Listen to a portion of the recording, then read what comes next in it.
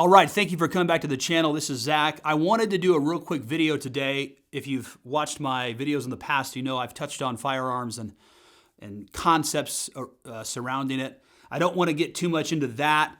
The video I'm doing today is basically a self-defense concept. It's something that you can do with your spouse if you ever find yourself in a tough situation. Here's where the idea came from. A dear friend of mine who goes to my church, her cousin and her husband were in a rough part of Indianapolis, and they were mugged by two black men. That is important to know because evil and darkness and crime does not care what shape or vessel it takes. Anyone, anywhere can be a problem. And we need to know that. We don't need to be bigoted in our approach, but we need to understand that evil and basically criminality can take any shape or any form, and we need to do the best we can to be as ready as we possibly can be. One guy once said on a channel that I heard, or that I watch sometimes, rather, that's a better way to say it. It's very wise what he said. He said, we don't get to choose when or if someone's going to mug us or commit violence against us. We do get to choose whether we will be as prepared as we possibly can be. So that's the concept of this video. That's the premise. Getting back to the story, they were mugged on the west side of Indianapolis, and after the gentleman had taken their items, the two men said, okay, now walk away. As they were walking away, the two men opened fire on my friend's cousin and her husband. She died on the scene. He was critically wounded for a week in the hospital. Thank God he can still walk. He's not paralyzed, but unfortunately he lost his wife. She left behind 3 kids, I think the oldest being 12 and the youngest being 7. There's a lot of things that went into that. They made some poor choices about where they stopped, what they were doing. It was foolish. I don't want to victim blame, but I think it is important that we look at and review all of the choices that went into this tough situation. So out of it, they basically pulled over. They had an issue with their trailer. They got out. Some interaction took place. They didn't leave. They probably didn't listen to their creep alarm. If you're in a situation where you feel something's weird, don't let anyone try to make you feel bad by saying you're a racist or a bigot or that's not right. The creep alarm is an evolutionary mechanism that's in all humans. You need to honor it. You're better off being wrong and alive you're better off being right and alive and people think you're a bad person than being wrong and being dead. So that's the premise of what happened with this couple. It was unfortunate. They weren't prepared at all. They had never thought about that this could happen to them. Most people don't. But again, that's why I said, darkness and criminality, evil, it takes all shapes and forms. It is no respecter of person. It can be in any person, anytime, anywhere, male, female, old, young, black, white, Asian, doesn't matter. And it's our job to be as prepared as we can be. Going into the next part of the video, I'm going to give us a concept that I believe is really practical. It isn't the best case scenario. It's really a scenario that we can choose to execute and or facilitate if we find ourselves where we are behind the 8 ball. Someone's drawing a gun on us and we're with our spouse and we need to get out of it as best we can because as this story shows us, compliance is not always the answer. So stick around. The next part of the video is coming. All right, welcome back. This is the second part of the video. This is the actual part where we're going to show you really an idea that I came up with. It actually isn't my idea. It's really just distraction and ambush. That's something else entirely. I do want to stress what I'm about to show you. By the way, this is Jamie Zavisco. She's a friend of mine. She's helped me today. 2 things. This is Jamie. She's my YouTube wife. This is for if we're talking about males and females, but really this works in any situation, whatever the case may be. You just need to decide who's going to be the protective distraction. But I do want to point out, please disregard if you can see it. You can see Jamie's gun. Theoretically, this would be concealed so that the assailant, which in this case is going to be the camera, you, would not see the firearm. So please disregard that. This is for the purpose of just an idea that may give you something that could help you. Again, this isn't ideal. You don't want to be in this situation. Honor your creep alarm.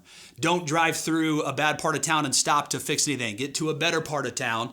Again, concerning your creep alarm, there's really a lot of bad stuff going on right now about that. If you feel creeped out by someone, however they look, whoever they are, you're better off being wrong about the person and being alive than being right about them and being dead. So you just need to know that right now. Don't let any political BS make you think otherwise. But there's two things about men that are important. Most men that I know, I'm 37, I have a wife, I have 2 kids. If I had to choose between my wife and my kids taking the bullet, I would choose it be me, okay? So what I'm about to show you, you can use the protective nature of a male to actually conceal his spouse so that she can then get to her weapon. The second part that's just as important and really more important is most predators don't see women as a threat, which is stupid. Women have all the same ability as men once they're trained with a firearm to send someone across the rainbow bridge. But we can take advantage of a predator's stupidity in thinking that a female is not a threat for the purpose of turning the tables on him. That's what this part of the video is about. Please, I know I've talked a lot, but I just want to provide context so that we understand what's going on. So imagine, if you will, the camera. You are the assailant. You've just pulled guns on my YouTube wife, Jamie, and I. We're walking along. We got in a bad part of town. We weren't paying attention. We made stupid choices. It's a bad thing all around. You've pulled guns on us. You're mugging us. Again, we know from what I said previously, compliance isn't always the answer. The idea that this came from, the couple, they complied, gave over their stuff. They turned around and walked away after they were commanded to do so. They got shot. She died on scene. He was in the hospital for a week. So from that premise, you've pulled guns on us, something you can do as a man. Again, not the best situation. This is not ideal, but it's something you can do. You want to get in front of your wife or your spouse, and what you want to do is you're feigning weakness. You're feigning compliance, hand over your wallet, whatever the case may be. Hey, we don't want any trouble. But what you're really doing is that you're concealing your spouse, in this case, my YouTube wife, Jamie, so that she can get to her gun and get it in the ready position so that when she's ready, she can tell me to get out of the way and then turn the tables on you, the assailant. Okay, let's do that again. Good job, Jamie. Thank you. But again, this isn't ideal. I'm not a firearms instructor. I'm not a self-defense person. You need to go get trained. There's much better ways to do it. A friend of mine who helps me with videos is ex-military. He thinks you should take the gun out of the assailant's hand. I'm not trained to do that. If you're not trained to do that, you should not do that. He's not wrong, but if you're not trained to do that, don't do that. This is something that you can do as a moderately trained person who's probably going to the range 2 times a month to give yourself an advantage, because as we know, compliance isn't always the key. And if someone pulls a lethal weapon on you, you have to assume they're going to kill you. Because if you don't, you're basically leaving your life up to the good graces of someone who's probably just a piece of shit. So we got to know that. So again, the camera's pulled gun. Jamie and I are walking along. We got in a bad part of town. I don't know, whatever. My walk isn't very, whatever. It isn't very good. Anyways, we're walking along. You, as the camera, people watching, you're the assailant. You've drawn guns on us. As the male, protective nature, I don't want my YouTube wife, Jamie, to get shot. I don't want my kids to get shot. I get in front of my YouTube wife, Jamie, for the purpose of feigning weakness. Hey, please don't hurt us. Here's my wallet. We don't want any problems. The real purpose is, though, to conceal her so she can get her force multiplier out and wreak havoc. Okay? Now, real quick, I want to touch on this. This isn't, again, I've said it multiple times, not an ideal situation. We're going to do it one more time. This isn't ideal. However, if all of a sudden, Jamie is not the tallest gal, if all of a sudden an assailant, even a hardened criminal, from nowhere sees a woman pointing a gun at him or her, most likely that time right there is going to be enough time for Jamie to get shots on the target to then either drive them away or kill them. Of course, as well, we need to talk about this. If you ever have to use your firearm, you do need to shoot to stop the threat. Unfortunately, that does mean shoot to kill. You don't shoot in the knee to wound.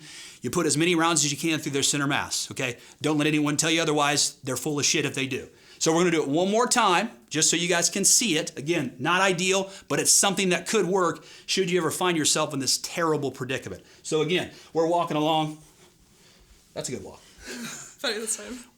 We're in a bad part of town. We're not paying attention. The camera, you, the assailant, you pulled guns on us. You're mugging us. Excuse me, attempting to. I step in front of Jamie. I want to protect her. I want to get shot. I don't want her. I don't want my kids to get shot. I'm feigning weakness, but in reality, all I'm doing is concealing her to get her weapon out and go to work. Okay?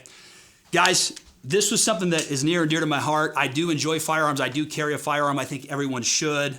I have videos about that.